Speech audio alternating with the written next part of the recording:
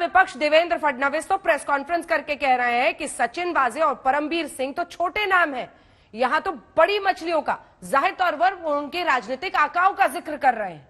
तो ऐसे में, और आपने भी राजनीतिक लोगों से मिलते जुलते रहते थे, किसके लिए क्या काम करते थे, उन सबका हिंट किया। अब सवाल ऐसे में यह है कि जानकारी तो थी, और अगर जानकारी थी, ये एक बहुत बड़ी मिस्ट्री बनता जा रहा है कि ये जो क्रिमिनल पुलिस नेक्सस है उसका आगे राजनीतिक दरवाजों तक कहां पर पहुंच है। साहिब,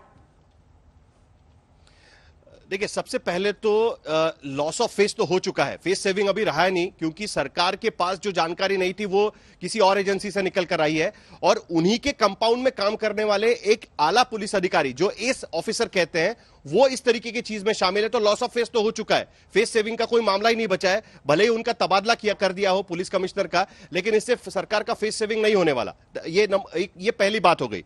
दूसरी बात, यहां पर तो क्रिमिनल नेक्सस की बात ही नहीं है, खुद पुलिस अधिकारी ही एक क्रिमिनल की तरह बिहेव कर रहे हैं, इस तरीके का उन पर आरोप है। जो एनआईए का इन्वेस्टिगेशन यही दिखाता है कि इन्होंने खुद ही उस तरीके का एक्ट किया हुआ है जो एक क्रिमिनल कर सकता था। अब रही बात आला अधिकारियों तक पहुंचने की, तो उनका यह आरोप है कि ये वसूली अधिकारी थे।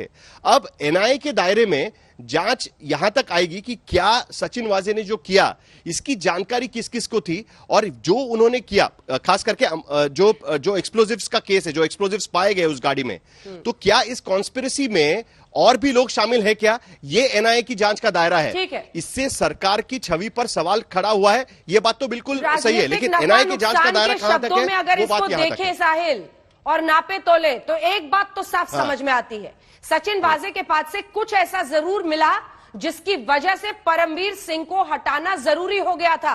सिंपल सी बात है। मैं लौटूंगी आपके पास। सौरभ अख्तानी हमारे साथ जुड़ रहे हैं, जो इस वक्त मुंबई पुलिस कमिश्नर के दफ्तर के बाहर से। किस तरह की हलचल इस वक्त, सौरभ, वहां पर जल्दी से दिखाएं और बताएं। जी देखिए अंजना, यहाँ पर हलचल काफी तेज है। मैं आपको सबसे पहली बात बताऊं कि जो चेंज ऑफ गार्ड्स होता है, जब सबसे पहले जो पुराने सीपी जाते हैं, जो नए सीपी आते हैं, तो एक दूसरे को गुलदस्ता देते हैं, एक दूसरे से फोटो खिंचवाते हैं, और फिर ये चेंज ऑफ गार्ड्स होता है। लेकिन उसके पहले ही परमबीर सिंह अपना दफ्तर छोड़ चुके हैं। पीछे की तस्वीरें मैं आपको थोड़ी बहुत दिखाना चाहूंगा।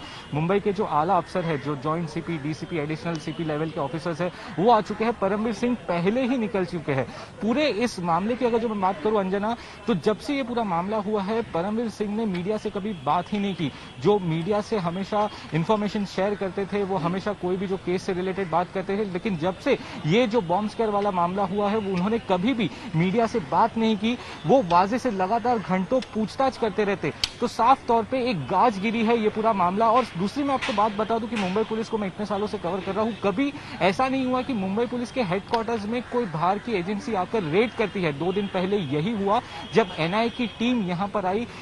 घंटों तक यहाँ के जो मेन हेडक्वार्टर्स है, वहां पर भी उन्होंने सीआईयू के ऑफिस में रेड किया। सचिन वाजे के मोबाइल, डिजिटल एविडेंसेस है, वो रिकवर किए। तो अपने आप में ये मुंबई पुलिस के ऊपर कई ज्यादा सवाल खड़े कर रहा था, और इसी के चलते शायद ये इतना बड़ा फैसला लिया गया है।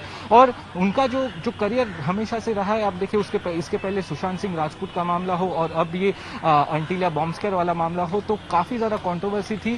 और एक तरीके से बहुत ज्यादा सवाल अब मुंबई पुलिस पर खड़े हो है, क्योंकि सचिन वाजे जैसे ऑफिसर्स ने जो पूरा इनके ऊपर जो आरोप लगा है, अब वो अकेले के दम पर इतना बड़ा क्राइम उन्होंने किया है, या और भी इसके अंदर ऑफिशियल शामिल है, कितने बड़े अधिकारी हैं जो इस पूरे मामले को जानते थे, अब ये सबसे बड़ा सवाल है। और आगे की जो तहकीकात है एनआईए की इसी लाइन पर होगी। लेकिन बहरहाल इसके बीच में आपको बता दूं कि मुंबई पुलिस के जो नए कमिश्नर है हेमंत नगराले, 1987 के आईपीएस ऑफिसर है, महाराष्ट्र कैडर के हैं। वो नक्सलाइट एरिया में भी काम कर चुके हैं, नई मुंबई पुलिस कमिश्नर रह चुके हैं, और अब वो मुंबई पुलिस का जो कारभार है वो संभालेंगे। आगे किस तरीके से वो भी इस केस को लेके जाते हैं, क्योंकि देखिए अंजना, जो पहले हो चुका है उसको सुधारना भी पड़ेगा। तो ये जो नए मुंबई पुलिस कमिश्नर है, उनके ऊपर बहुत ज्यादा अब जिम्मेदारी बन जाती है।